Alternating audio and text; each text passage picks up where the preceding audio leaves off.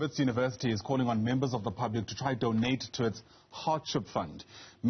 Missing middle students, that is, who don't qualify for NSFAS but meet the criteria for this funding period are assisted to register and, in fact, try to secure accommodations. Get you a bit more information on this now. Bring in Wits University's Dean of Student Affairs, Jerome September, who's with us in studio this morning. And Jerome, it's great to see you. Thanks very much for popping in. Good morning. Thank you for having me. Yeah, on this incredibly important issue. In fact, I've seen a statement from NSFAS that's dropped less than 24 hours ago where they've essentially hailed the commitment from the Higher Education Minister to fund all eligible students. But if history is anything to go by, a commitment doesn't necessarily mean that everyone who qualifies will get the funding.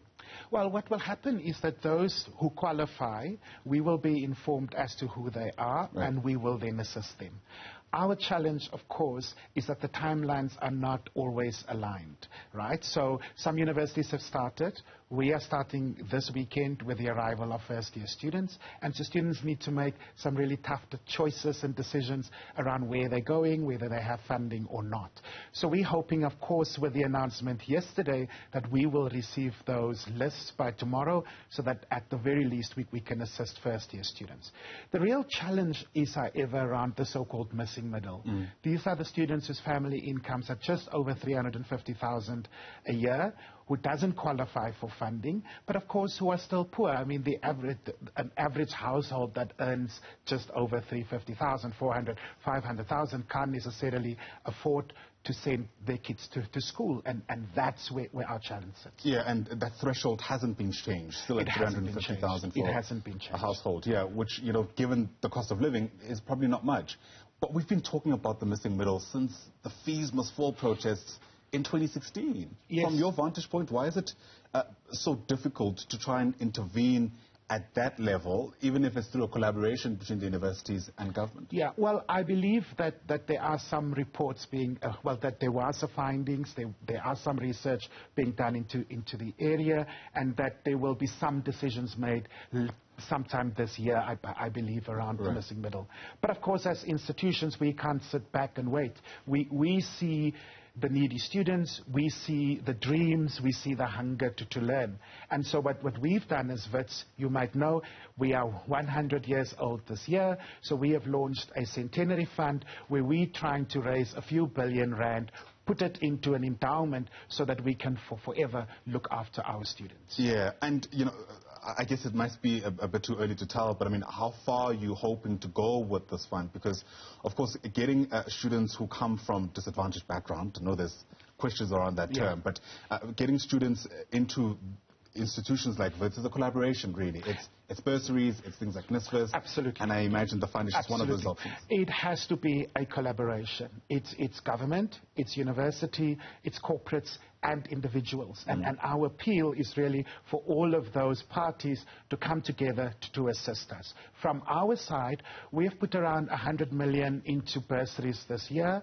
In terms of hardship, we have put 12 million into that to assist our students. You might know our SRC president did a fundraising walk yesterday, and I believe that by the end of last night, he had around 6 million rand in pledges. And so they are coming to the party, and we are now asking the public, our alumni, to come to the party. It's as little as 100 rand that you can give a month, or what you are able to, and we're just asking everyone to come to the party. Absolutely. I presume that financial need is an obvious criteria to be able to get assistance from this fund. Is there an academic criteria? Yes, so it's passing students. Often we have a readmission process where a student may have failed for legitimate reasons. They are then given a second chance, and so it would also be to assist those students. So we call them deserving students. They've made our criteria to come back to the institution. There's an academic requirement, there's a financial requirement, and quite a vetting process, and we then assist as many of them as we can. Right. NSFAS came under fire from some quarters of society when they announced, I think it was last year, that they're no longer able to fund postgraduate students who I think are running for a different degree. You might know the details a bit better. Speak to us about that and whether or not the fund helps. I am not sure where we're standing from a NSFAS perspective. The case is in court, I believe. Some of the Witsis took them to court to to challenge them around that. It was particularly LLB students, GEM students. These are second-degree students, but who needs that qualification to be able to go into that degree, into that profession. So they've taken us first to court. This funding will assist them. If we have enough, if we can get the money in, it's for all Witsis who qualify, irrespective of the degree that they are doing. We will do our best to help all of them. Yeah, all right. There must be a target. You've been able to amass some of the money. Yeah. How much more are you hoping to get? Well, if we look at last year's figures, we had around 20 million to assist us. We probably need in the region of 2025. So if we can get around another 10 million into our hardship fund, that would be fantastic. But in terms of food security, that's a moving target. We will only know when our students are on campus what the real need in that particular area is. There we have around 1.5, 2 million available, and we probably need another 2 million or so. We serve 1,000 meals a day to hungry students, and we give 3,500 students meal packs a month to support them on this journey. So if you can't give money, you can certainly come with perishable goods, you can come with sanitary towels, you can come with toiletries, whatever you are able to, and support us. Sure.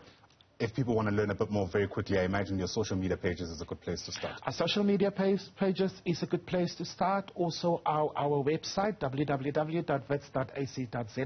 and the Give, and it will give you all the various options. Fantastic. Jerome, thanks so much for coming through. Really do appreciate your time. Jerome September, Wits University's Dean of Student Affairs. It's an ongoing story that we bring to you around this time of the year, every time we speak about the imminent opening of university institutions in our country. And here is at least one initiative hoping to take the conversation forward at the very least by providing different solutions. Once again, Jerome, thanks very much for coming through.